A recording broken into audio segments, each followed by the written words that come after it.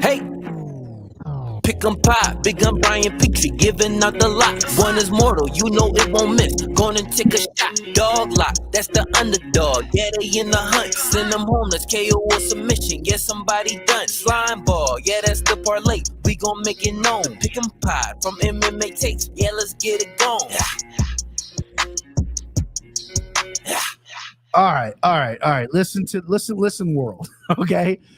I have the most loyal fans in the world. I don't care if we get 10 people, 20 people, the fucking people who stick with me through all this bullshit that we got to go through just to watch me and my guy.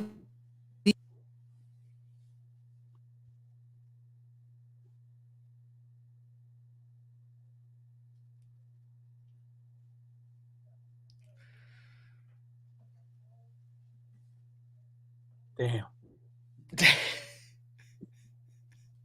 Damn, not again. BP audio is out again. Check the mute button. Can you hear me? Got you. You're back now. What the fuck? I have a tech ghost, bro. Literally, I get on here, I'm doing my whole spiel, and it says my mic was unplugged. I think it might be this thing. This is my favorite thing in the entire world, the Rodecaster Pro. It's an all-in-one podcast machine. I don't know. I might have to throw it in the fucking dumpster. Anyway, listen, I love everyone coming back. We're not going to spend too much long in the intro. We all kind of like the card. Christian thinks it's dog shit. Let's get into the first fight.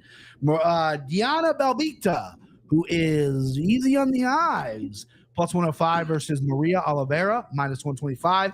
I'll start this off. Listen, female opener, you go dog, right? Diana Belbita is up and down the UFC. Maria Oliveira has fought nobody. Give me the prettier girl, even I think Maria Oliveira is not ugly. Give me Belbita. I follow her on Twitter. That's my analysis. That's all I got. Give me the dog starting off the night. Belbita. Timbo, what do you got, babe? I'll tell you what, to be a low levels women MMA fight opening the card, I kind of expect this to be mildly entertaining. These two chicks throw down. A lot of volume. I think both of them, obviously their UFC records aren't great, which explains why they're opening the card. But a lot of volume from both. Definitely see it going to decision. But shit, I'm trying to find my goddamn notes that I can't, of course, get open. But yeah, I mean, I think it goes to decision. That's obviously a very popular play. I'm sure low level women's MMA, chicks that don't go to the ground, a lot of striking. But I see it being a dogfight. But I'll take the Warrior Princess is here, Belbita. Okay, nice. Not any real reason behind that. Just kind of going flip bowl spaghetti fight. So give me Belbita. Nice. Christian, now Timon, I both picked Belbita. Now remember here, I know chicks, bro. So if you go against me, you're hanging an L. Are you going against a guy that knows chicks? Well, you just said you're taking the dog, not that you know chicks. And as you can see from Trinidaddy's live or updated lines, you would be on Oliveira then. Oh, damn it! Well, fine, whatever. I got so what? I got these Monday. It's Thursday. Who cares? This fight stinks, just like Tim's hat stinks. What's up, Timbo? We got a Nugs guy in the house, my guy. Hey, I've been rocking Miami, baby. I ain't never seen Christian with a Denver merch. Well, he's got fucking a Djokovic tattoo on his back. His whole back's covered with Djokovic. It's just a jersey tattooed onto it. Yeah, man. I'm siding with you guys on this one. Belbita's more aggressive. I think she can get some takedowns. She's kind of kill or be killed. I think she's got 4 subs on her record. Oliveira's grappling pretty bad. She stays busy with her striking, but shouldn't have too much pop on it. I just think it's a pick 'em. They are both quite good looking though, but Belbita is probably a little bit better, so I'll take her. Do you guys follow Ben the Bane Davis? Do you guys follow that guy on Twitter? Yeah, do you know what I'm talking about? I don't ever get on Twitter. Is that the guy? Respectfully, is that the guy? You know. Yeah. He got exposed. Someone leaked his DMs because he was trying to hook up with a dude or whatever. He's bisexual, I believe. I think he likes both men and women. But when I first knew Bane or whatever, I started following him. him and Belbita used to just go at it on Twitter, like flirty on Twitter. They haven't done that in a while. And again, I mean, this dude, he knows chicks. Maybe he gets chicks. I don't know, but I like Belbita here. But whenever I see her name, it just reminds me of him because there he is. Genie's here. What's up, Genie? My dude.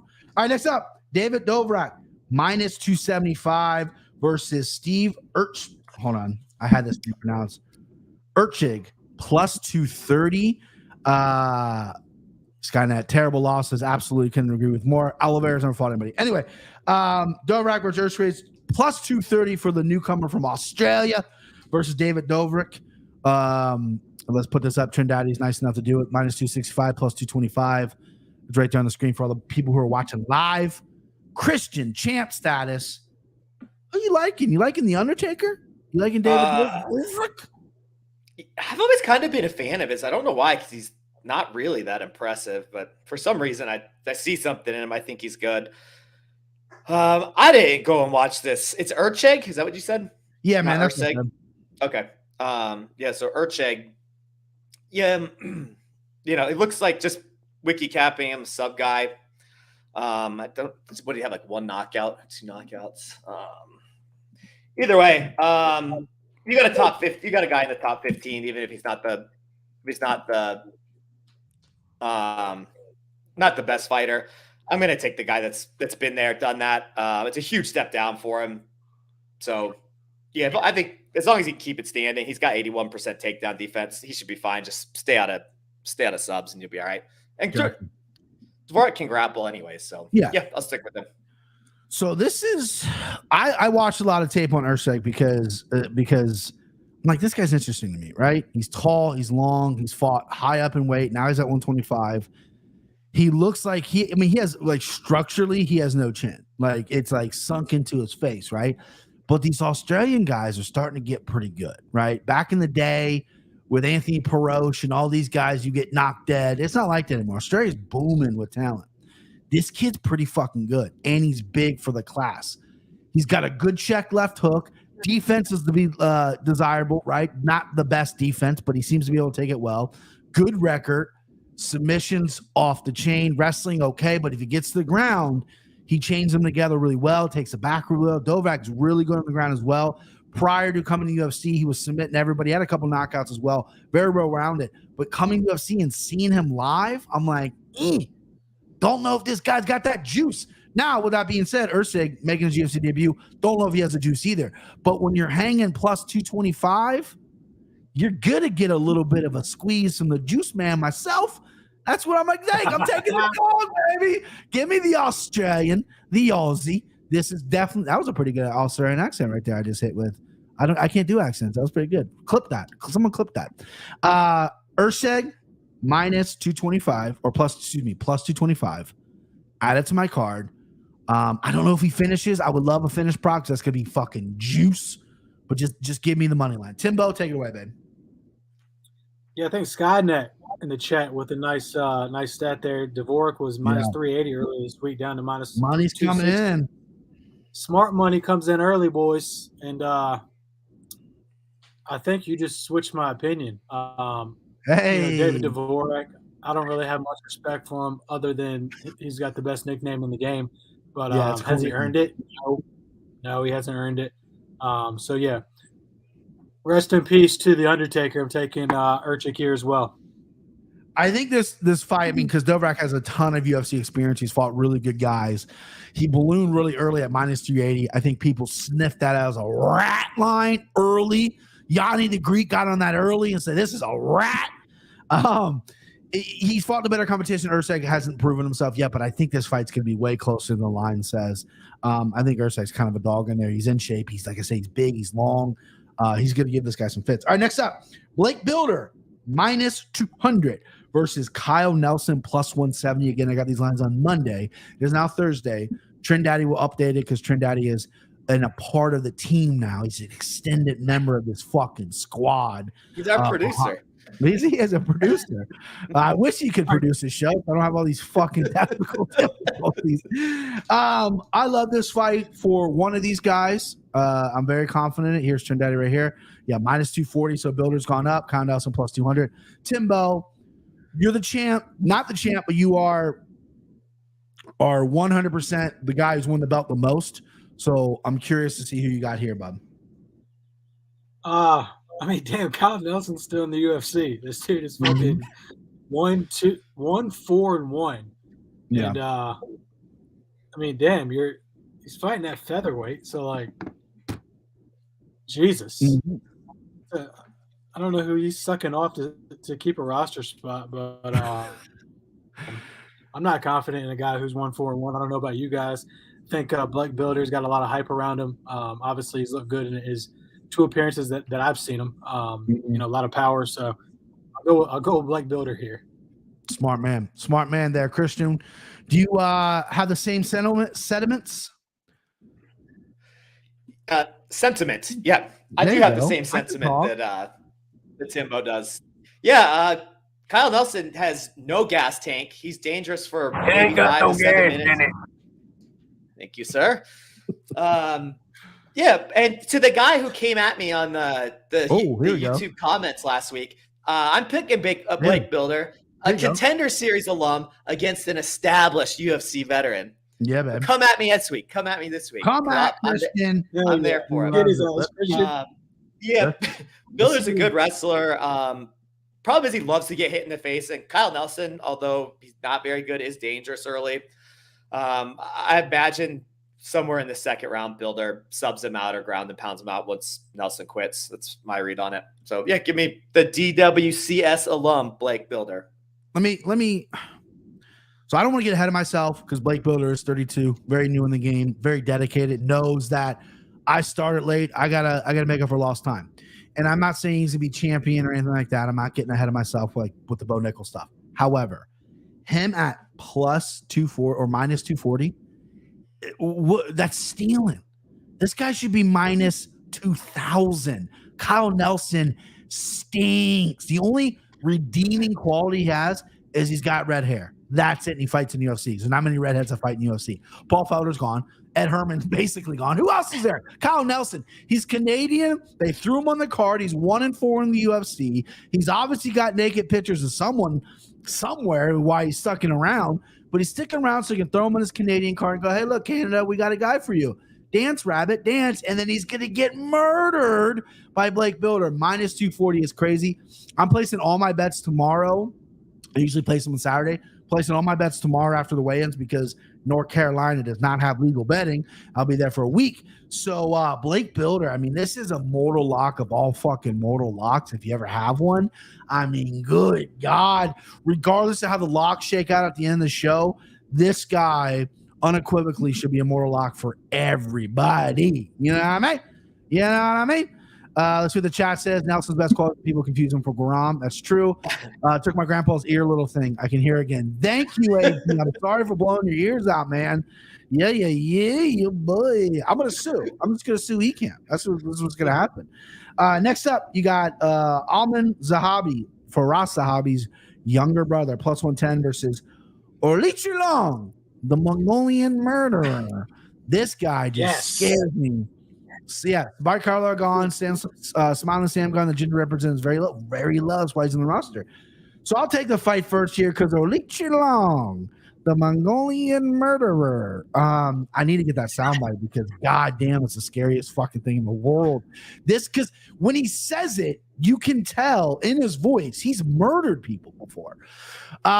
You get Zahabi, the updated line. Zahabi's a dog at plus 100. So line's moving a little bit in Orlichulong, the Mongolian murderer, his way. Orlichulong, the one thing about Zahabi that he's got going for him, I don't think he's the best chin, but he moves really well, right? He's bouncing, he's moving around, he's smart. His brother is his coach, so he's a tactician in there. And then when you look at Orlichulong's fight with Jeff Molina kind of did the same thing, right? You know, he moved really well. It was a little bit of a war in the beginning, and Orlichulong loved that. But then when it started picking up, he slowed down, and Molina uses footwork. I'm going to go Orlichulong because he's got power, and I think he can catch Zahabi. But I can see how Zahabi just dancing around, blah, blah, blah. He's in Canada. He wants to get a win, in and out, mixing some takedowns in. You know, Faraz has got to have a good game plan. I like him as a dog money here. If you're playing that way, I just happen to be on the other side because I've said the guy's name 3 times, the Mongolian murderer, and I don't want him to come knock on my door because he will if I pick against him. So Olichilong is the pick. Christian, what do you got here, man?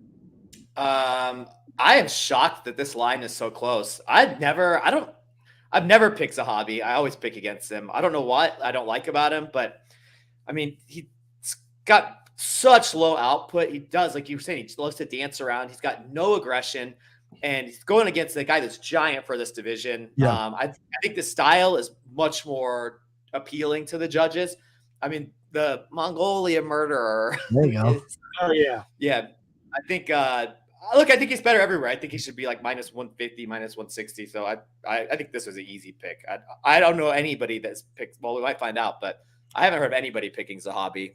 Yeah, 0 output. Like Skynet. Skynet. Anybody in the chat is picking Zahabi, let me know. I literally haven't heard anybody. I tell you what, because they haven't been to Canada in a while, and they haven't been in Vancouver even longer. So you gotta look for some funny judges, right? Canadian guy's gonna get a little bit of a pop. His brother's a legend. You know, at least you're right. Aggression and everything, but it's like he could hit Zahabi fucking 20 times to Zahabi's one, but Zahabi might get a clinch or take him down. The judges be like, nah, you won that round. Like it's 1997. Timbo, what's your take on this fight, babe? There. Thank you. I hate that it's becoming such a norm for us to expect shitty judging, but crazy. That's unfortunately what the situation calls for. So in order to relieve myself of the anger I'm going to have when Zahabi wins a split decision that he shouldn't have won, I'm going to pick him on this podcast, and then I'm going to laugh at you guys in the chat afterwards and say, I told you that was going to happen. I love a told you so bet. I really do. Jose Ramirez is picking Zahabi though. So you got one guy on your side. Minus 120 is a good line. Tatum Temple, sharp as they come. And you got to remember he's a murderer though. Timbo, listen, if this guy comes knocking on my door, I'm gonna send him your way, bruh. Down to VA. Speaking about VA, Miranda Maverick. Next up, minus 300. I know she's climbed. Trent will catch that line for us against Jasmine Jerzovasius. Hell yeah, nailed it. Another Canadian. Listen, guys. I mean, come on. I mean, the one thing that bothers me is we were just talking about judging. Miranda Maverick has been fucking burned before. Going against Canadian, who I don't think is very good. I think Miranda Maverick wins this everywhere. I think she can win on the feet. I think she should play bully ball, take her down, beat her up. Jasmine's not great off her back. Volume very low, no power, no finishing. Miranda is out in Colorado training with some of the best women ever. Give me Miranda Maverick. I'm all in. This could be another mortal lock. Problem is that she is quite high on the price. Trend Daddy's got that right there. Jasmine plus 240. Miranda Maverick minus 295. So she has come down since Monday, about a half a nickel there. Christian, I'm gonna save it for Timbo because Timbo's a VA guy.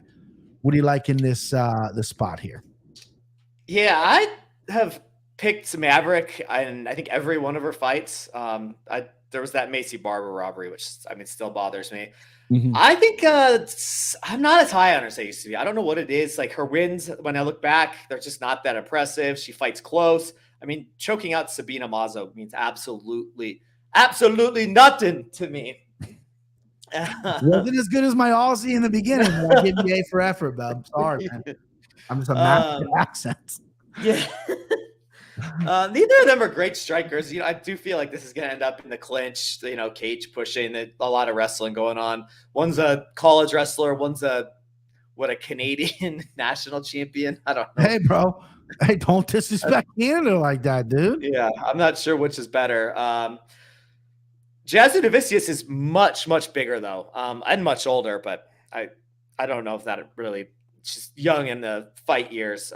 Their skill sets are super similar. And you said Jasmine's bad off of her back. Maverick can't get up either. I mean, she gets – ain't going to get put there, bro. Yes, she's going to get hurt there. Going to get that one of those Greco throws or whatever that weird the head and arm toss that every fucking female does. Yeah, this is going to be a close fight. And Maverick is definitely overhyped. And I think I'm starting to realize that she's not the future champion I once thought she is. Give me Jasmine Jerzovasius in this fight. I think she can take it. I'm sure she'll win one round. She's Canadian. See, I told you so. I mean, maybe she'll get the local rub, but yeah, this line's stupid. Give me Jasmine. Trin likes the dog here too. She doesn't have any raw power of Maverick, but I think she's a better wrestler and way bigger. Tatum Temple, who's a sharp. I feel like the Canadian is the only advantage Jasmine has, but Maverick has some duds. Moreno was pushed by CU. Barbara stole her spot. Head and arm, total rock. Yeah, rook move. Head and arm throw is just, I mean. Yeah, but it works. I think Christian picked Jasmine because his name is Christian Costello with 2 C's and she's Jasmine Gervais with 2 J's. I think there's a little biasy there. Timbo, you're from Virginia. Maverick's from Virginia. Show them how to pick a fight without being biased. VA, let's go. I'm actually going to be unbiased in this because Miranda Maverick is a little overrated, in my opinion. Granted, she did get completely controlled. It was by Aaron Blanchfield, who is likely going to be fighting for a title here very soon. But I mean, JJ, as I'm going to refer to her, that's what we call each other. We're friends. She can hold her own too, and I definitely see this going to decision. That's my cousin. And again with those judges, shit can go down. That's Michael. That's my cousin. What up, Mike? What up, Cud? Keep going, Timbo. You're so rude, Christian. Sorry about that. Timbo's about to well play here. Now, well plays Maverick and then by decision. I think she's getting better. She's training with who she needs to be training with. Cardio's there. I think it's going to be closer than people think. But I think Miranda there. So even at -300 is a nice parlay piece for the weekend. Yeah, I agree. Listen, Maverick she's definitely getting a ton of shit because she did get rushed in. She got overhyped. She was in that one-night tournament before the UFC, and everyone saw potential. Dropped a couple losses. Barber, which I thought she won, and obviously Aaron Blanchard, who's an absolute fucking beast. No shame in that. Changed her game up.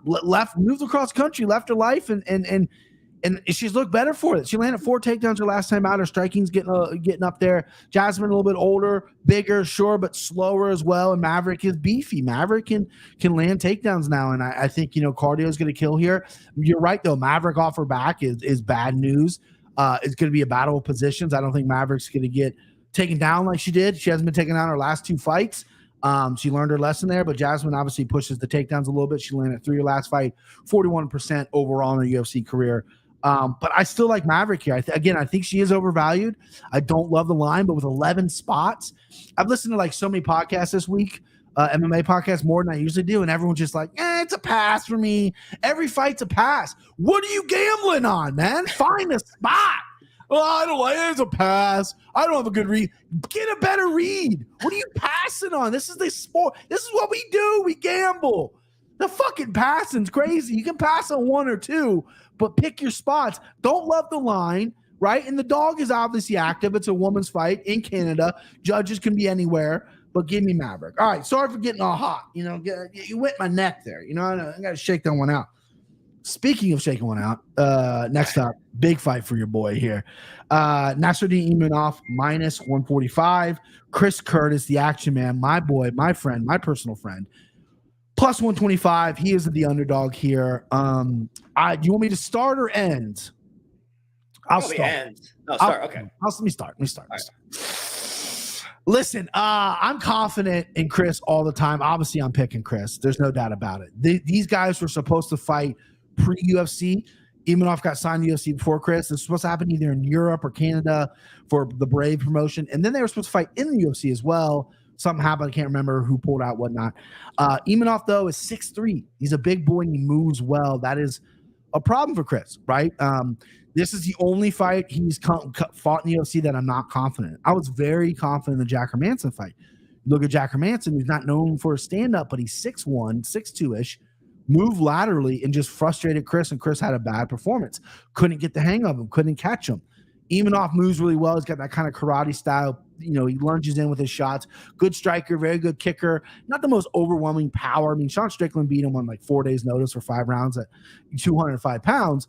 But his cardio has been lacking in the past. Yes, he went 5 rounds with Sean Strickland, and he's got some finishes in there. But look at the Phil Hawes fight. You look at the Joaquin Buckley fight. I mean, these are guys Chris has fought as well, and he just died in that 3rd round. Joaquin Buckley was a very controversial decision. He just died with cardio. He's coming off ankle surgery apparently too, so I don't know how much cardio he is doing right now. Let me see what the updated line is. Trent's got that. Imanov minus 155. Chris plus 135. But Chris struggles with guys that move well. He just does. He's very flat-footed. Early in his career, he threw a lot of kicks. And we look at his Contender Series fight. He won by a hook kick knockout, right? This guy can kick. And the biggest thing, though, is his boxing is very elite. He wants to get in. He wants to get close. He fights tall guys well because he rips the body. Problem is, though, is the footwork is what I have questioning here. So this is the only fight I'm not confident in Chris in. Obviously, I'm going to pick him. Obviously, I'm going to bet him. Plus 135 is a good dog number. I think this could be a close fight. But I see it happening like a lot of Chris's fights. He's got to start fast, and he knows that. Well, I haven't talked to him before this fight. He's having a kid, so I congratulate him about having a kid. And we talked a little bit about parenthood or whatever. But I haven't really talked to him. Before the Gastelum fight, he told me the biggest thing for him is to start fast. I got to start fast. Dropped that first round of Gastelum. Second round, got that weird headbutt, right? And then won the second half of the round, but it still was the bad optics, and it was a very close round. And then he won the third, but he slowed down that fight as well. He's lean. He's already on weight. I think the cardio is going to be there, and I think he's going to have to rip that fucking body. I'm looking for a third-round knockout because that was his specialty in the regional scene. Keep ripping that tall guy's body. But I got to be honest with you, this is the fight that scares me. But this is the fight that Chris has won it. Like I've talked about not years ago when Chris entered the UFC. Chris was calling for this fight. He called for two guys in the UFC, this one and Justice Du Plessis. These are two guys he's always wanted to fight.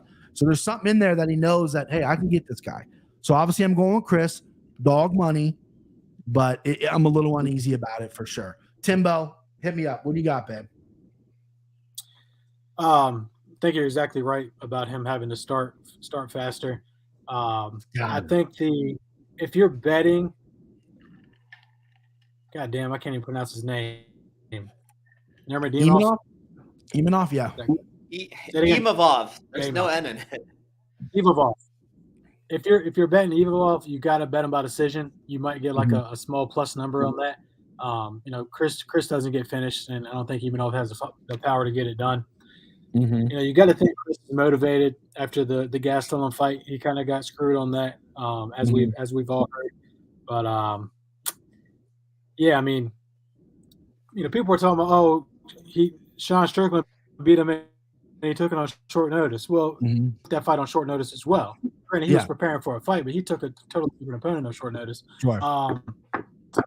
Give me some. I think him training with Sean Strickland, obviously having that perspective and Sean to help him, really kind of figure that puzzle out. I like it. I like a finish, but I think Chris Curtis money plus 135 is really good value. So give me that as well. Yeah, this is a really tough fight to pick. I mean, I have a couple guys I really root for, and I've made it perfectly clear with everyone that I'm very biased when it comes to that. And I'm personal friends with this guy, so I'm trying to take out those glasses. I'm looking at this analytically, and again, it really comes down to that first round, in my opinion. And if Imanov's going to gas, because I didn't know he apparently was coming off a nasty ankle surgery. He cuts a lot of weight. He's 6'3", he's long. Chris has done really well against long guys, so historically, but the movement, this could be like a 3-round thing. And the one thing about what's funny about Chris is the most competitive guy I've ever met in my life, right? Like he would compete at everything in the gym. And so when he loses, it's he goes on Twitter and he has a little, people are starting to turn on him a little bit because it's like, the Hermansson fight, I didn't like how he acted, obviously, with the Hermansson fight. That was a fight where he was just frustrated, yada, yada. He acted poorly. That's going to happen. With the Gastelum fight, though, I got to give him, he did get a headbutted and it fucking knocked him out for a second. So obviously and that was his biggest fight. If he wins that fight, he's fighting someone else probably. But he's also been very active, This is like his 5th or 6th fight, and he's only been in the UFC for less than 2 years. It's crazy. CC, what do you got here, babe?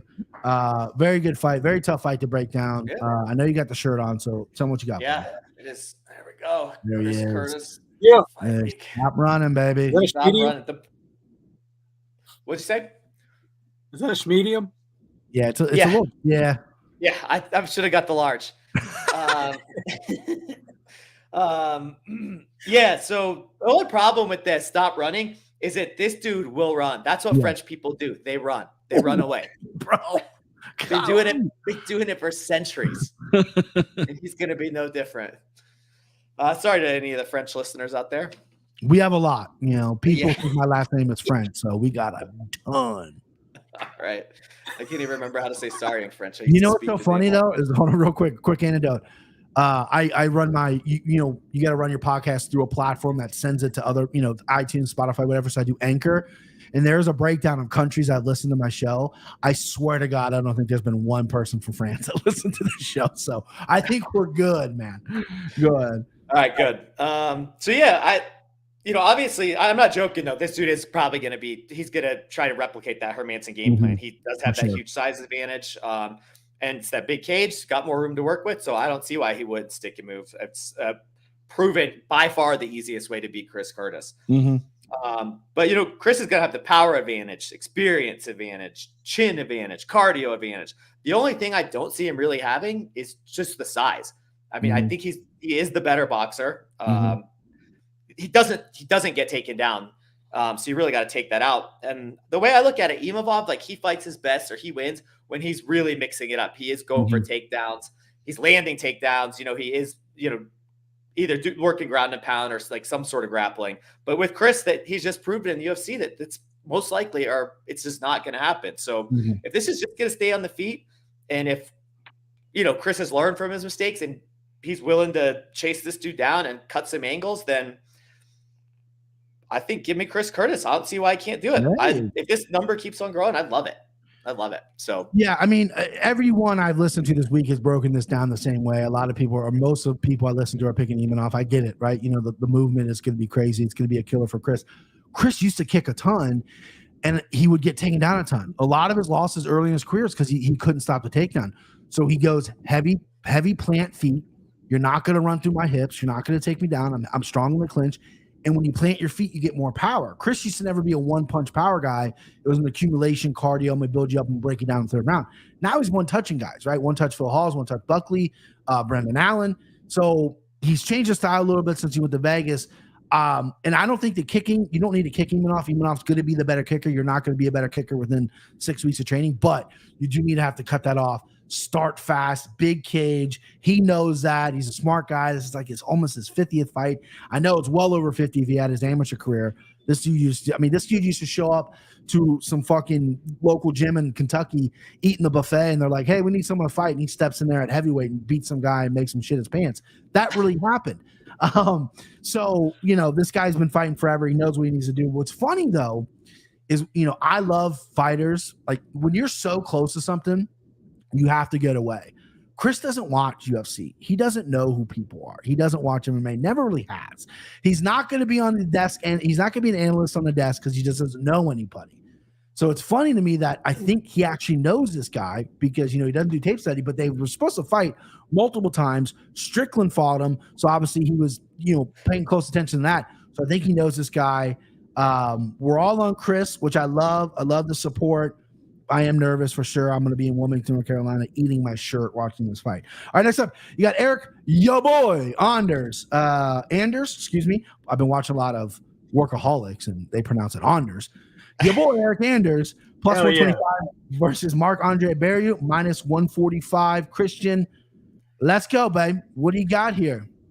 I always love when this guy's on the card. Marc-Andre Barrieu. That's really fucking good, dude. Really good, dude. I did used to speak French, so after talking shit about French people, that's really good. Skynet had a great comment. I'm not going to show it on screens. I don't want to offend people, but if you guys stroll up about the French people, and I didn't see it. Scroll up. It's I can scroll up. Yeah, it's right after Trindade. There, he had a good comment. You know what? Fuck it. I'll show it on the screen. There you go. French suck. Just being French Canadians. Yeesh. Yeah. The guy don't give a fuck. Keep going, Christian. Go ahead. Yeah, Marc-Andre Barrieu. Pretty exciting fighter. I like him. Power bar. A sweet nickname. Cool nickname. Yeah, this way he's gonna have way better output. Eric Anders is just loves to clinch, loves to push against the cage. I didn't even look. I have UFC stats pulled up. Let me see what his strikes per minute is. It's got to be terrible. Dead air.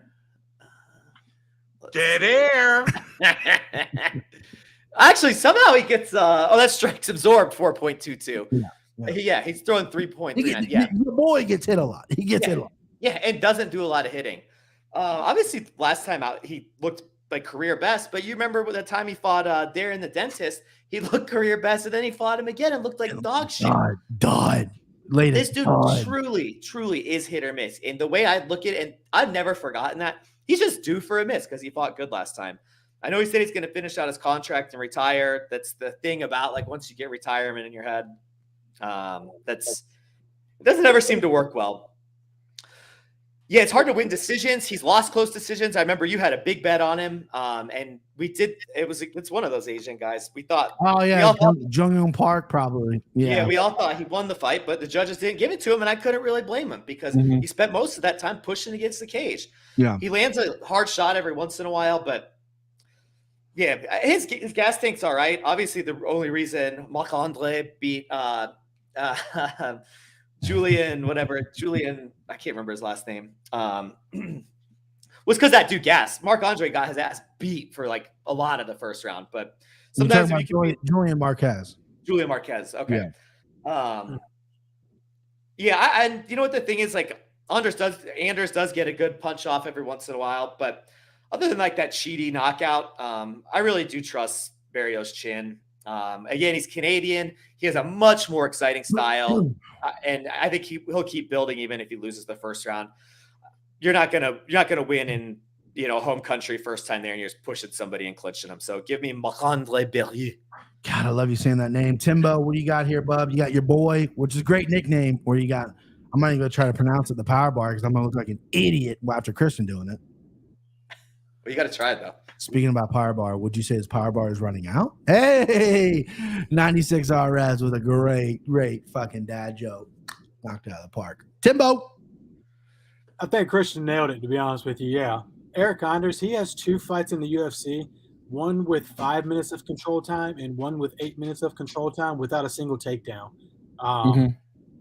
And lo and behold, I got to give some props to the judges that we're starting to see like takedowns or control time up against the cage isn't being considered in these decisions. And it's been nice to see, like, a fighter who wins 1 minute of the fight or 1 minute of the round, who lands significant strikes, does obvious damage, and then the other fighter has 4 minutes of control time. It's usually going in the favor of that guy who did the most damage. So actually, shout out to the judges for that most of the time. I can see how this is playing out. So yeah, give me Barrios as well. I think it goes to decision. Anders but I think there's gonna be a lot of pushing up against the cage from Anders, not much damage done. And I think Barrios will ultimately get the better shots off. So yeah, give me Barrios likely by decision. Marc-Andre Barrios.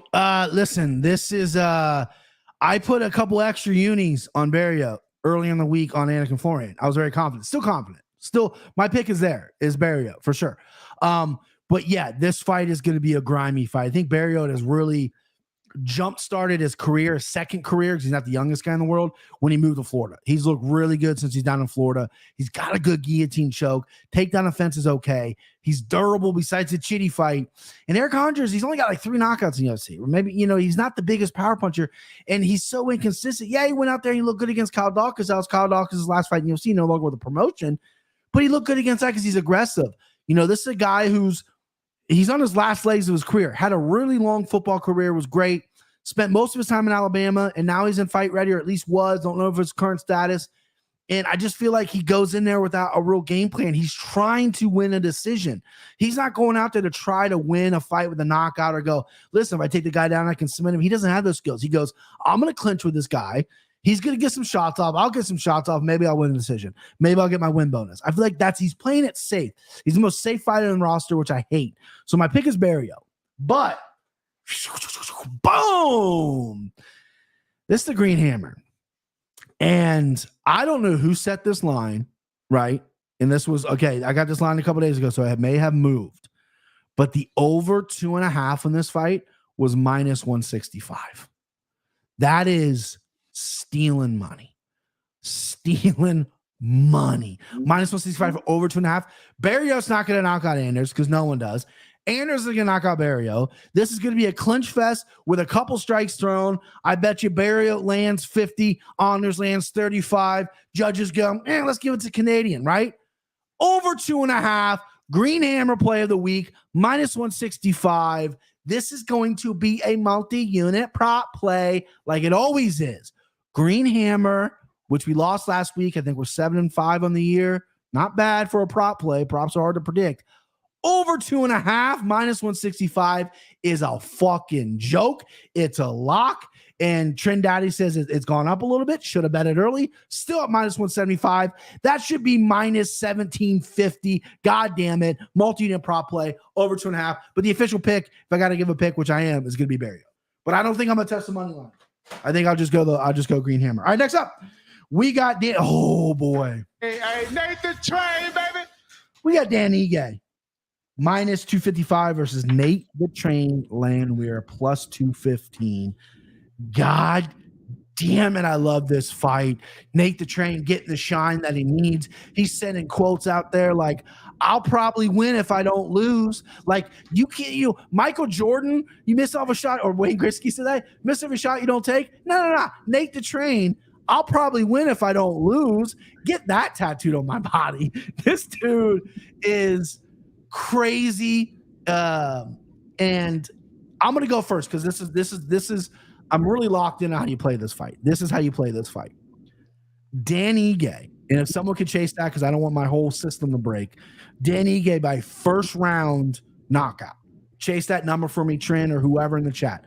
Dan Ige first round knockout. You play that. That is going to be probably pretty juicy. Nate got slept by Herbert Burns, who stinks. He got slept by Julian Erosa, who gets knocked out by the wind, right? All in the first round, all within like a minute or so of the first round.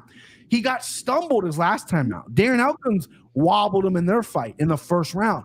But when the fight gets going, Nate the Train getting steam. He's moving, he's grooving, he's feeling good in there, right? You're not finishing the guy second or third round, right? You're just not. Dan Ige also doesn't get tired. So this is going to be an absolute fucking war if it gets out of the first round. And when you're going to war in Canada, plus 215 is what I have. I'm sure he's a little higher than that. Hey, Nate the Train, baby. Nate the Train's the pick, baby. This is not a homer pick because I will be playing Dan Ige knockout round 1. I love that number, or I love that play. I don't know the number. But Nate the Train's going to whip it. He's going to lose round 1. He's going to win round 2, round 3. Don't see it finish. Like Nate the Train by decision. Let's go. Christian, I don't know if you're a Nate the Train fan, but if you are, let's go. Choo-choo, motherfucker. I've been driving this train for years. Hey, there he is. Ever since he debuted against Elkins, not debuted against Elkins, but his fight against Elkins when he got the mic. UFC, yeah. And he got that mic. I was like, this guy, this is like one of my top 3 favorite fighters. Yeah. Has been ever since then. Blood, sweat, and a good ass fight. I love that every time I got to get on the soundboard. Every time he does interviews now, he goes, "Hey, Nate the Train in the UFC." He's so excited. It's always that post fight it's incredible. Yeah. I mean, literally the MMA Takes post fight award is named after Nate the Train. So 100%. we've been riding that train for years, but this is a terrible, terrible matchup for our boy Nate the Train. Not great. Ige is just so much more clean, so disciplined. I mean, his boxing he's gonna piece Nate the Train up on real the feet. quick before you finish, Christian. The number. Yeah. So like I said, I'm picking Nate the Train money line, but the number for Danny Ige to win in round 1 by knockout is plus 330. That's juice. Oof. Add it. Ugh. I like it. You don't like that? No, for a first round knockout. Yeah, Nate the Train, baby. It's in the bread and the pudding, babe. Plus 3. You're gonna up me in a 3-1. Put a fucking checker on it, bro. You know what? Don't play it. Timbo, play that, and we'll fucking laugh at this guy. He gave first round knockout is plus 330. That's terrible. It's not. It's what's gonna happen, dude. Ugh, You're getting plus 330 on something that's gonna happen. Hey, take it easy. I thought you said Nate the Train is gonna win. He is, but if he doesn't get out of the first round, he's gonna get knocked out. Yeah, go ahead. You know he might get knocked out in the first round, but he might get back up. We've seen that before. Well, he'll get knocked down. He'll get wobbled for sure. That's Nate the Train in UFC, baby. Yeah, I mean, both these guys, both these guys have really good cardio, pretty good output. I don't know. Nate the Train's better. I like his ground game more, but Ige's not easy to take down. And I can't imagine that either of them want this fight to take place on the ground. It'll be like that Elkins fight where they're just bleeding. I think Nate's going to pursue the takedown, but go ahead. Disagree with on that point. We'll continue. Yeah, I don't think he will, but I mean, we'll see. I don't even know if I'll bet this fight because I'm so excited for it. Come on, don't be one of those bitches. It's Nate the Train. It's a pass. Don't you fucking pass on Nate the Train? I'm betting on Nate the Train. This is one of those weird times. I said it since that first day I ever did the podcast. I bet what I pick, but it's going to be opposite in this fight. I'm going to be picking Dan Ige in terms of a pick, but I can't not bet Nate the Train. He's one of my favorite fighters. I love him. I hope he wins. If I was lining it, just like, man, Ige's kind of got him everywhere. It's just it's a bad matchup, but I'll be hoping and praying and betting and wishing that Nate the Train takes it home and he gets a post fight. There's no doubt. I don't disagree that this is a really bad matchup for him. But see, he was in Russia fighting all the OVs and the EVs, getting it done. No one gave him credit out there, and he became fucking champion, which is crazy. Timbo, what do you got here, babe? What do you like? You made a great point where I think Nate's going to be chasing that takedown. We've seen Ige struggle against elite wrestlers, but we've seen him struggle against takedowns. What was he taking down 9 times versus Evilov took him down, half a dozen, if not more. And that fight, granted, David Onama is no Dan Ige, but he's a big dude. And Nate the Train just manhandled him. Went straight Russian grappler style on him. And I think if Nate, stays calm and doesn't try to get fancy and crazy and actually does pursue that takedown like he does have the ability to do, I think he could shock some people. Maybe Nate, Sharon Daddy on the fucking money. Nate to win by decision plus 450, takes a wrestling approach, gets him down, lands some shots on the ground. I love that line better than that plus 330 nonsense of him getting knocked down in the first round. Nate the Train, baby. Hey, Nate the Train, baby. Nate the Train in the UFC. I love that so much. I love that. Listen, Ige has been taken out. And another thing that you can consider, and I always usually add this into my breakdowns, Ige's fought fucking everyone, right? He's been in with everyone. He's fought some really good people. He's on a skid. He rebounded well against Damon Jackson. I almost feel like maybe he goes, I'm fighting Nate the Train. Like this dude, like I was fighting, Josh Emmett, who fought, was fought for the title not too long ago. He might be taking Nate the Train lightly. And I'm telling you, that second or third round, Nate doesn't get tired. Another thing to consider, I know Christian doesn't believe in camps, like people move camps, it doesn't matter. He debuted, he was still fighting out of Clark County, Tennessee. He's now at MMA Masters, which is known for the cardio. MMA Masters is a really growing gym in Florida. So Colby Covington's out, several other fighters. So he's looked like a different fighter at MMA Masters. I think Nate's just got to put a pace on him, make this ugly like he does. Second, third round, start mixing in takedowns, played safe that first round. Nate's not a big power guy with his hands, but he's volume. And we've never seen Ige fade. He's got a chin on him, but his takedowns are there, right? I don't think Nate's going to win by submission or knockout, but Trent hit it on the head, man. Dan Ige or Nate the Train by decision plus 450 is gorgeous number. So Timbo is on Nate the Train. I knew you were going to be. All right, next up. Mike Malott, minus 200 versus Adam Fugit, plus 170. Malott getting a lot of love here. He's the new, Canadian boy that they're putting up there. Interesting, this is a guy who doesn't have a ton of fights at a Team Alpha Male, is on a nice little win streak right now, but debuted at 145, then went to 55. This fight's at 70, I believe, 170. Fugit's going to have a good size advantage. Fugit coming off 2 losses in UFC. Hasn't looked impressive, but he does have a good wrestling base. But I think this is Mike Malott's time. Mike Malott now is minus 205. Adam, forget about it. Fugit, plus 175. A lot of sharps I've heard this week and seen on Twitter. They like Fugit, size, wrestling, cool win decision. Mike Malott might be putting him on a pedestal to give him a feature bout here before the co-main event. I'm not going to take the bait. I'm going to go Malott here. I might be passing up on some money, but I like Mike Malott. I think he's better everywhere. I'm a little worried about the cardio, because he hasn't been out in the first round in his last 2 fights, right? He's just been finishing dudes, but good submissions, good knockout. But again, he's a little undersized in this fight. But I still like him to win here. I think he's got more skills to pay the bills, babe. Timbo, who you like in this fight? This is kind of tough, and I hate that it's on the main card. It makes no sense to me. You know, Mike Malott, I think he's got some cupcake matchups so far. Mickey Gall, who's pretty trash.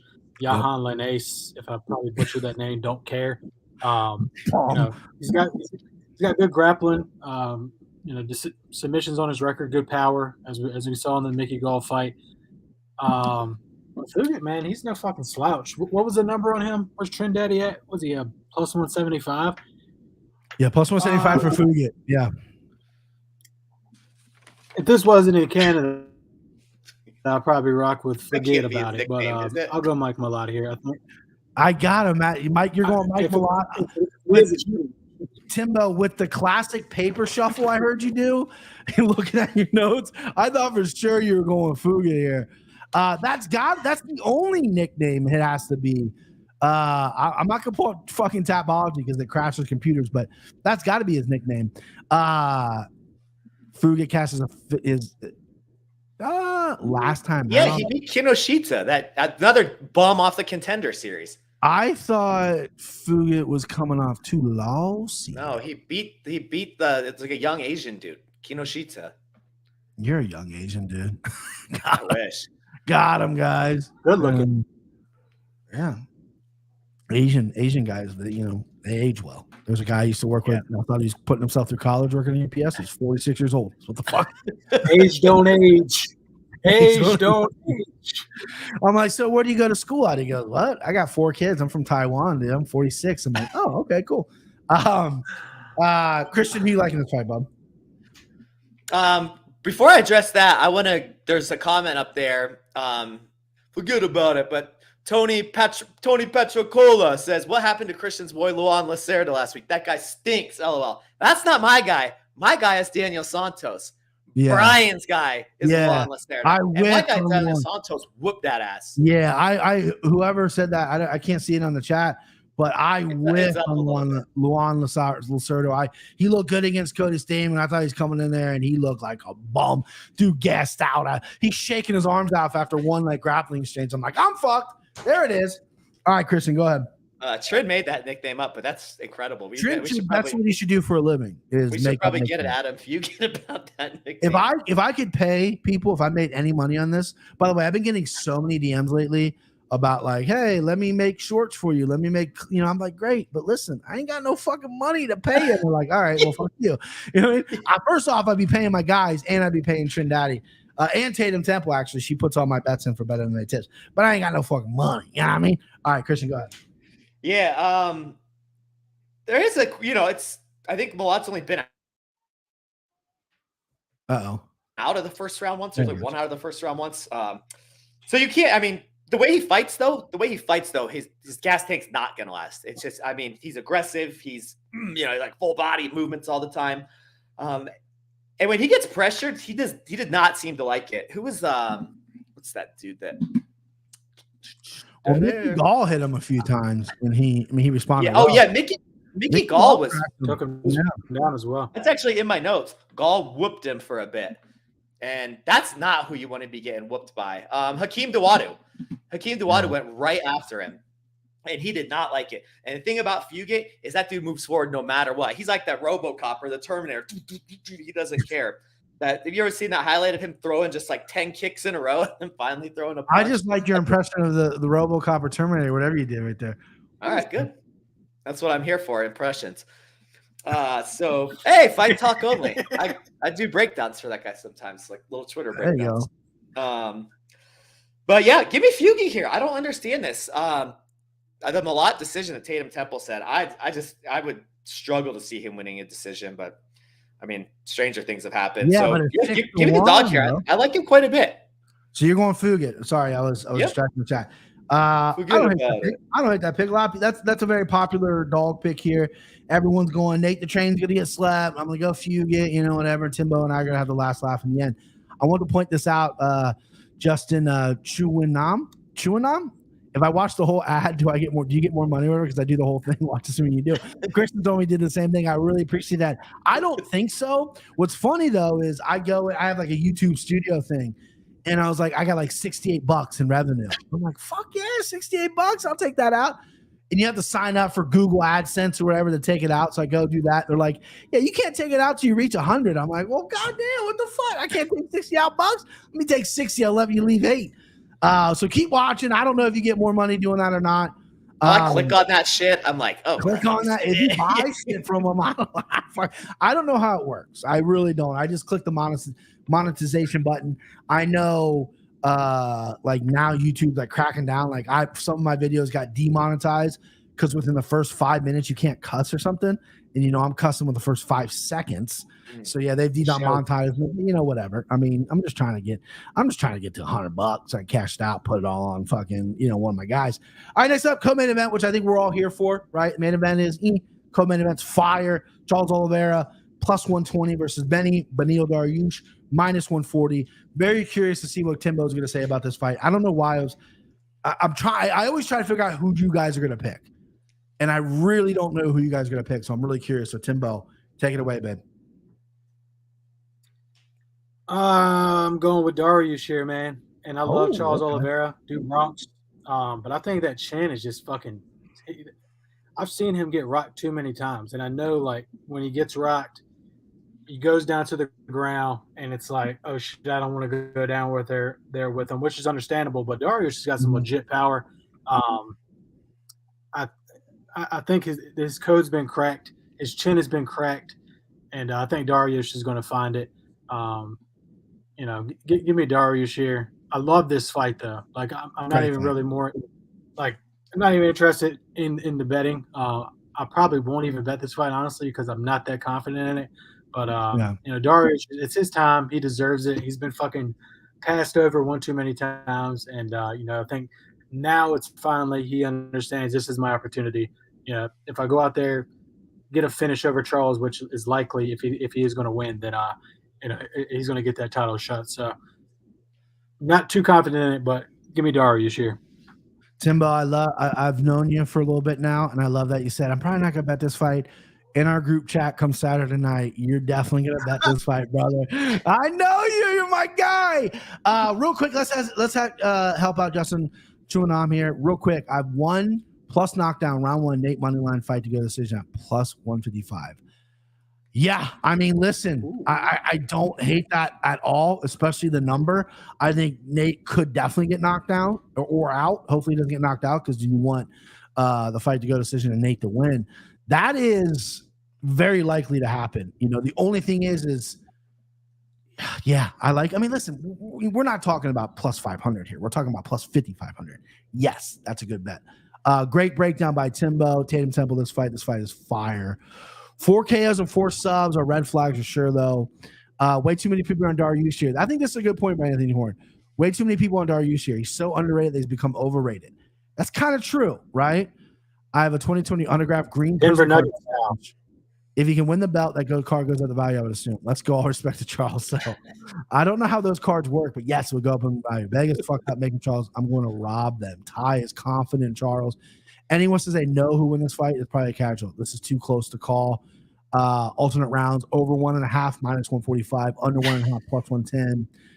He's definitely betting the fight. Yeah, 100%. Did you see who that was? Ashley Jackson. He's definitely betting. Ashley knows you just like I do, bro. You're gonna send me a DraftKings lineup like your 5th of the night and go, I added Benny. Do you like Benny later or Charles or whatever it is?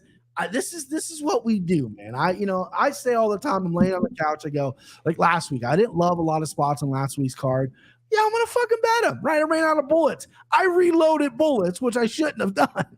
But that's just what we do. All right, Christian, break down this fight for me, bud, and then I'll send him home. Yeah, luckily this isn't 5 minutes in the video because, as you would say, this fight fucks. Yeah, this is an incredible fight. I keep forgetting it's not the main event. Like, I'm like, oh, there's a fight after this? Because I don't even care about the one. 5 rounds, too. You know, we're only getting 3. I wish it was 5, but. Oh, yeah. I don't think it'll get past those. I don't think it'll get there anyways. Yeah, I see a finish as well. Yeah, I guess under 1.5 plus 110. So, yeah. Look, I'll let you kind of break down the X's and O's. You do a better job of that than I do, but I am pretty sure that Charles Oliveira is going to win by a round 2 knockout. I think he's going to get a little smothered in the first round, maybe some early success, get a little smothered. That's what Dariush does. I mean, He's violent on the feet. He's violent on the ground. And I think he might pin him down there once. And I don't think Oliveira is going to like that. And I think he gets him early in round 2. I just have this weird feeling about it. He's one of the most dangerous fighters ever. Dariush isn't as dynamic. He's not as athletic, slower moving. I don't think his strikes are as good. I don't think his subs are as good. It's just he does have just a better grappling game, I guess. A holds you down and fuck you up sort of game. But I think Oliveira is just too dangerous. It's just one of the best to ever do it. I think he's going to catch him, and I think he's going to catch him bad. Wow. That's a good prediction. This fight had me going back and forth. I rarely do this. If I give a pick out publicly, I stick with it. Kenny was on Dariush, so I went. He picked first, so I went Oliveira because of the way our game plays on the Anakin Florian. But I like Dariush here, and I'll tell you why. Oliveira came from nothing, wanted a shot in the UFC, now has everything, multi-millionaire. He keeps talking about, I stay up late, I wake up early, I want my belt back. He seems motivated, but that's why Floyd Mayweather is like one of the few guys that can still be this multi-millionaire and still want it as bad. A lot of guys don't. It's the Johnny Hendricks syndrome. They get the title and they fade off. I think Oliveira's going to come in. He's going to look great. He's looked good the first round. But Dariush wants it more. Hungry dogs run faster. Dariush is intelligent. He's smart. He doesn't throw a lot of volume, but he throws precise, and he's got big power of that left hand. And his grappling is supremely underrated. His wrestling is good. His offensive jiu-jitsu is good. And the thing about Charles is people go, Charles, one of the best UFC submission artists in the world, right? Why doesn't he go to, compete against Gordon Ryan? Why doesn't he go to the ADCs or whatever? Because that's not kind of the jiu-jitsu he does. He is very aggressive on the ground. He's good to get these submissions, but he's also going to give himself up to other submissions. If he entered ADC or some of these grappling competitions, he would do well with some low-level guys. But once he gets the best of the best, he's getting subbed because he's been subbed a lot in the UFC. Look at Islam Makhachev. Islam Makhachev jumped a head and arm quick, and he tapped quick. Jim Miller got him. Anthony Pettis got him. He's been submitted. That's his game. I'm going to be kill or be killed, and people love him for it. I think that's a bad approach with Dariush. The only pause I have instead of going all in on Dariush is he's a little chinny, right? His chin is a little, Anthony Pettis got him. Drakkar Klose almost knocked him out. He's been buzzed before. Oliveira's striking is very pinpoint, accurate, straight. I mean, Justin Gaethje said every time he got hit by Oliveira, it felt like lightning strikes, right? But Benny can crack, and he's smart. And I don't know how this fight's gonna go. It's gonna be a fucking barn burner. I like the under. I like Benny Dariush probably by some kind of finish as well. I'll probably double chance KO submission. I can see him racking up a submission later in the fight. And I think Benny, another thing too, is Charles, when he used to get dropped, everyone backs away. Besides Islam. But everyone backed away. It was like, you know what? No, get up. I don't want to go to ground with you. Benny will fall him down. Benny will fall him. He don't give a fuck. Like his jiu-jitsu is very good. You watch that Carlos Diego Ferrara fight. Carlos Diego Ferrara is a 3-time legit black belt, like a real good black belt. And he might not have the submission credentials as Charles, but Benny went down there and beat him down there. So give me Benny Dariush. I hate to switch picks because you watch me in Anakin Florian. I had Oliveira. That's kind of the game you play. Needed the underdog money. So give me Benny Dariush. And we're split on that right there. Timbo, what's up, babe? I need to change my pick, actually. Who are you going with, Charles? Yeah, I'm going with Charles. Damn, my breakdown was that bad that you're just going to switch on me, bro? No, but I think you've got a lot of I was thinking more of Dariush on the feet. Just okay. I've seen Charlie Olive's rock so many times. Sure. But if Dariush is confident as you are in his grappling, he's getting submitted, and that's definite. So do you think Dariush will get submitted by Charles Oliveira? Oh yeah, easy. No, yeah. You guys are sleeping on Dariush. If he goes to the ground with Oliveira, he's getting submitted, and that is a fact, Jack. I'm betting that. I am betting that now. You're betting that now. I will bet you Dariush would submit Charles before Charles submits Dariush. You know what I'm saying? Let's do that little bet. Right so no action if there's no submission. No action, knockout or decision. No action. If Charles wins by submission, I'll send you like $50. 50 bucks. Dariush wins by submission, you send me like $50. You know what I mean? Just $50. Right, there we go, man. Boom. Hey, All right, I love that. It's a great fight, and I'm not gonna, I am a sensitive guy, right? I don't cry, but I am sensitive. I feel like I had a pretty good breakdown, and Timbo goes, "Hey, hang on a second, fuck you and your breakdown. I'm switching my pick." So, confidence shattered. We move on. Main event: Amanda Nunes minus 315 versus Irina Aldana plus 260. Mexico, viva la Mexico! They got some contenders. They got some fucking really good fighters right now. Alexa Grasso champion, Brenda Moreno, Irina Aldana. She took it on short notice, but not really. 5 weeks, I think, is plenty. She looks huge compared to Amanda.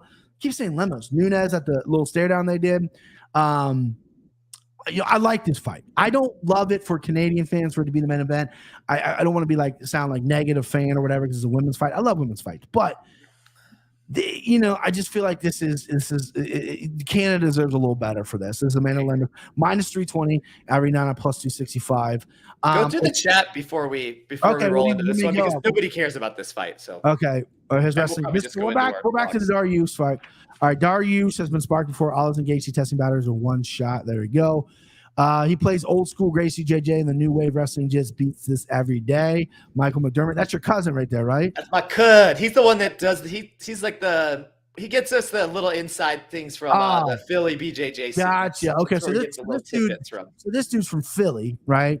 And he rolls too. So he's your cousin, and he's a fucking bloodline relative. I love it. With it only being 3 rounds, and the first round is going to be wild. Round one finish either way, plus 175. I do like that. Somebody else worth a sprinkle. Yeah, worth more than the sprinkle, plus 175. Yeah, Evan says no. Evan said no. Just no. Trinidad Charles ready to win by submission plus 300. You're wasting your money.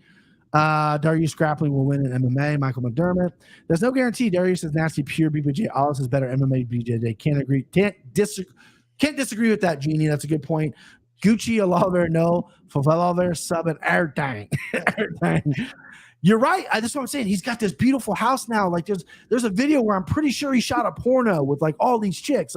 It's very Bang Bros style. This guy's living the life. It's so hard to come back from. Look at Joanna Jędrzejczyk, right? I was just thinking this today. She showed up in the UFC, spent her whole career as an MMA Muay Thai kickboxer, looking like a ghoul, looking like she lived underground, right? She gets some success. She gets some titties. She gets tan. She gets hot. I'm done. I'm making more money selling Polish spring water than fighting. I'm done. I'll show my ass on Instagram and travel the world. That happens a lot in fighting. Fighting is not for everyone. Charles Oliveira has been around forever, and I do truly believe that he wants it back, but I don't think he's training like he used to be training. That's just, again, I'm trying to fit my narrative. Oh, Oliveira can take Garrison back if Dariush rolls like he did with Gamrot. Tatum Temple sleeping on Benny. People are sleeping on Benny, but they're also not. You know what I mean? Charles' submission game is for IGBGF. This guy, Michael McDermott, just knows everything about fucking jits. Charles flying triangle round 2. Mike Coleman. I love it. All right, now we're on a minute limit. Lioness 100%. People picking Lioness. Let's see if you know chicks. Aldana money line, baby. Woo! Pro tip when they bet like this on DraftKings, you make a same guy parlay. This is Trend Daddy, by the way. If you make a same game parlay for Nunes and over 1.5, it pays plus 100. If you select the pre-made Amanda Nunes over 1.5, they have it pays minus 120. Good tip, Trend Daddy. So weird. Yeah, I noticed that. I noticed that like a year ago. Yeah, so I'm going to keep it short sweet because no one really cares about the fight. You're right. I think Amanda has her own gym. She has a kid on the way. Everyone thinks she's going to be distracted, right? She's not pregnant, obviously. Nina is. But she's got her own gym. She got out of American Top Team. This is what champions need to do. They have enough money. She's a multimillionaire. They need to get a coach. She got Roger Kroll. They opened up their own space. Nita runs her life, runs her training camp. You bring people in, and the whole camp's focused on you. Instead of being in a room with 20 hungry fighters all on the same mat, you've done that in your career. That's fine, but you need to get some specialized training like Floyd Mayweather. Floyd Mayweather has his own gym forever. I keep bringing up Floyd Mayweather. I don't know. That's what pro boxers do. MMA needs to kind of take that model, when you get to this level. Amanda Nunes, I think, is going to take down Aldana. I think, Aldana's dangerous on the feet. Aldana's got a couple arm bars on her back. She's not going to catch Nunes. Again, another pause for me is Nunes tends to starts off hot, but there's some question of her heart. She quit against Pena when she gassed. She quit against Kat Zingano back in the day. She's pulled out of fights from sinus infections to deviated symptoms, right? So there's a lot that moving pieces with her. I think she's a better fighter. I think she should win this fight pretty easily. Submission, obviously on the table late, probably by decision though. I think Amanda Nunes, and for the Canadian fans, excuse me, I hope it's like a banger. I hope they stand on their feet. I hope it's a wild fight. I don't know if I see that way going. I'm going to go Nunes. Christian, who you got here, babe? Yeah, this is Nunes all day. This fight is stupid. I can't believe it. I mean, it's just dumb. Nunes is so much better. Aldana was losing to Macy Chasen until she got that weird up kick to the liver or whatever. She was losing the fight. Dude. That was cool sweet. Yeah, I mean, lucky. Yeah, it was, but cool. Well, I mean, yeah, she's fighting Yum Yana and Macy Chasen and Vanessa Mello. Like these, like the people she's fighting. These are just her wins. She's losing to people that Amanda is absolutely steamrolled. Marlon Moraes just got KO'd again. Oh God, Marlon Moraes, bro, come on. You've been a champion outside the UFC. You fought for the title. I know you want that million in the PFL, but give it up, Mickey Mouse voice. You're getting KO'd. I can't believe they're even like they sanctioned him. I can't believe they sanctioned. There's a guy, Jay Ellis. He's like 15-98 or something. I know that guy, which is crazy. There's a guy that just recently fought Jay Ellis twice. He's like, it was Nick. It was one of his more recent fights. He fought Chase Hooper. He goes, "Hey, I'm 6-1." Yeah, but 2 of those are against Chase Ellis, bro, or Jay Ellis, bro. What are we talking here? All right, you like Nunes? I mean, we want to see what kind of shape she's in because it was so evident in that first. What's Tim's girl? Joanna Pena. Yeah, Pena. Yeah, you could tell she didn't look right, and then the second one she did look right, but she's literally better everywhere. Yeah. So this is such a stupid I want fight. to see the Pena trilogy, right? Because Nunes I don't know why. Well, because Nunes is like, I'm not retiring until I fight Pena. I can't have her have the belt because Nunes is like, if I retire, they're gonna let Juliana fight for the belt. Those hate each other. I love a good rivalry. Let them fight. It's not a good rivalry though. It is pretty good. Stinks. That first fight, the fights are fun for sure. Yeah, the fights are fun. Fights are fun. I mean, it's good. I mean, it's a punching bag. Co-main event somewhere in Vegas or whatever. They could main event. It may have some star power. This pay-per-view is probably not going to sell well though. Timbo, real quick, because the PFL starts at 10. I want to, we got the locks to do still. So main event. Don't want to shorten your time, but who you got? Sucks for Marlon Moraes.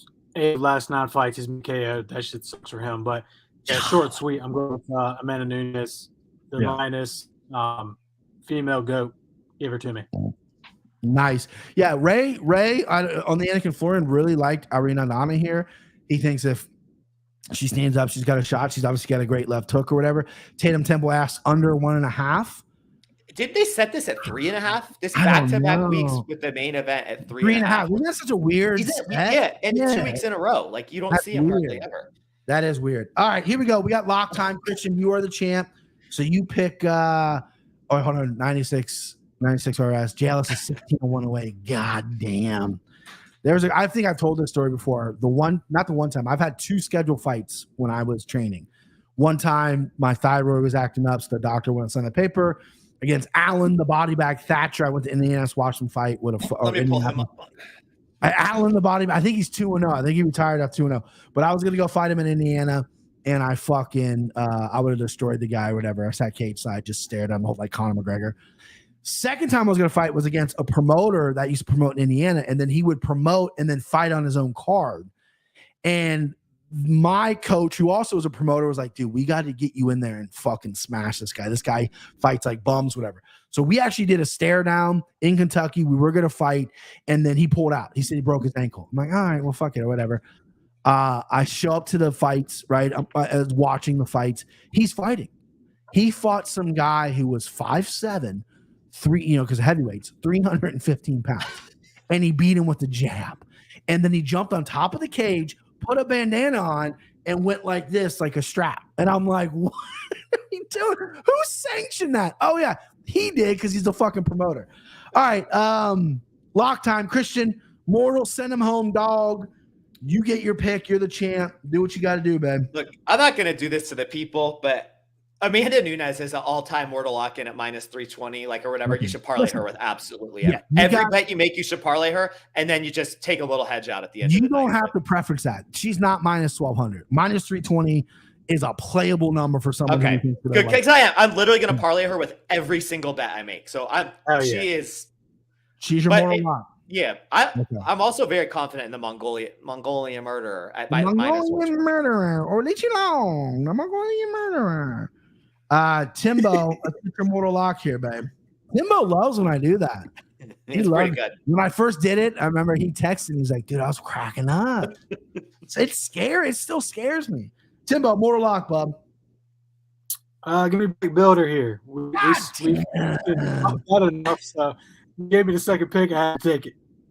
God damn. Well, yeah, you deserve the second pick. I come in last and all these things. So mortal lock for people to know, right? That's a great mortal lock for Timbo. I can't obviously pick it because that's not what we do here. That's my mortal lock as well, right? That was my top choice for send up. Yeah, I'm gonna pick a different guy, but that is my mortal lock. All right. I got since I got the extra units on them anyway, I guess I gotta go Marc-Andre Barrera. I'm a little nervous because that will go to the decision.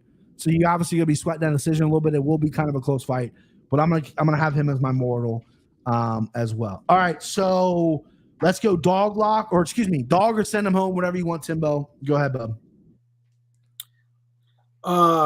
Give me the send him home. Yeah, bub. And give me Charles Oliveira. Wow. Submission plus 300, baby. You are out of your head if you think he's going to submit him. That is so crazy. Charles is as confident as you are with his grappling. He is going to get his arm taken or his neck shoulders. I love it. I love listen, even though I disagree with you, we got $50. I'm excited about confidence. I love the confidence that you got. It brings joy to me. Send him home. Send him home. Man, honestly, I didn't have many choices. I have one written down, but I don't know if I love it. You know what? Just to make it fucking fun, because we got a $50 bet. Send him home, Benny Dariush by submission, bitch. Hey, let's go. Christian, send him home, bub. Man, I want to pick Ige, but I can't do that to Nate the Train. So I guess I'm gonna double down on Amanda. Wow. Okay. Just fucking sticking with that one too. It's gonna come down to the main event for you, pretty much. You got two locks in. All right, dog lock. Everyone knows what I'm picking. I'm picking Chris Curtis. That's my dog lock. Obviously, there's a couple dogs I picked on here. Chris Curtis is the guy I like. I really do like Steve Erchseg, earlier in the night. I think he's a live dog. Nate the Train, obviously live dog as well. We talked about him at length. But going with the action man, Chris Curtis, little puppy dog, not as juicy as the others, but that's my dog lock. Christian, dog lock, babe. Give me Adam. Forget about it. That's such a good nickname that Train came up with. All right, Timbo, dog lock. You got options here, babe. You got options. Is Belbita a dog? No, I think we established she is, right? She switched. She became the favorite. Shit. But you got the Aussie. You got Nate. You got a few guys here, man. You got Zahabi. Who's the Aussie?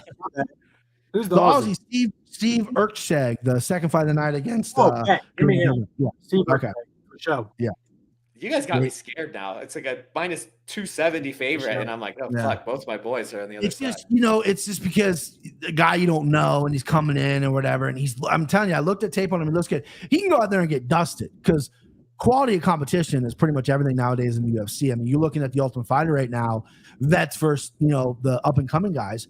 The vets are 2-0. Spoiler: the vets are 2-0. I mean, the vets are just smoking these dudes, and I kind of figured that would happen because experience is a lot in MMA nowadays. All right, boys.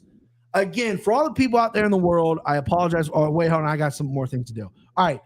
Green Hammer play. Barriot Anders, your boy, over 2.5, minus 175. That's a lock of the century. Slime ball parlay. You got Blake Builder. Oh, shit. I froze. Hang on. Come back to me, boy. Come back to me, camera. You got your audio. I got my audio, but this is what it fucking does to me, man. This goddamn StreamYard. You'd act like I'm streaming from the fucking library or something with this shit. What the fuck? The homeless guy next to you looking at porn. What the fuck is going on? All right, go back to Cameron Fergie. Here we go. Oh, okay. I'm back, babe. All right, here we go. So, recap. Green Hammer, Barrett, your boy, over -175, over 2.5, -175, lock of the century. Slime ball parlay. You got Blake Builder. You got Miranda Maverick. And you got, you know what? I've done this once or twice. Excuse me. I'm switching my slime ball parlay. Ooh. Switching it right now. Blake Builder, Miranda Maverick are in the parlay. They're in the parlay. But I'm switching it up. Hang on. Let me get the number for you guys. It was going to be Mike Malott. I just had a gut feeling not to do it. So we got Blake Builder, Nice. Miranda Maverick, and Christian's confidence spoke to me. Amanda Nunes. That's the slime ball parlay. We're looking at +148. Not the juiciest, right? It's a little bit of a dry fruit, but that's what it is. Let me recap the locks before we go. Chat, you're amazing. Timbo's locks are send him home, Charles Oliveira. We got to send him home off. My send him home is Beneil Dariush, $50 bet by submission. You know who's going to win that one? Edgar May. We got Mortal Lock, Blake Builder, and we got Dog Lock, Steve Ertzeg for Timbo. That's a pretty juicy card. That's got a lot of mozzarella on that one. That's a nice one. Then we got Christian, who's doubling up on Amanda Nunes. Mortal Lock, send him home. Amanda Nunes, he thinks she's going to run through Irina Nana. That's what he does. Sorry, Ray. She's going and to. then his dog lock is Adam. Forget about it. Forget. My dog lock, Chris Curtis. Mortal lock, Mark Andre Bellew. And then my send him home is going to be Benny Dariush. Probably by knockout, submission, whatever he wants to do. Big old Benny. He looks 50. He's only 34. Let's go. A lot of gray hair. All right. I love every single one of you. Sorry for the tech difficulties. As always, Christian, Timbo, I love you. I'll be on the beach next week. Christian, you should fly down to Wilmington, North Carolina and see your cousin who lives on the boat or whatever. We'll hang out. Got a condo on the beach. Timbo, Virginia's not that far. Make the drive, babe.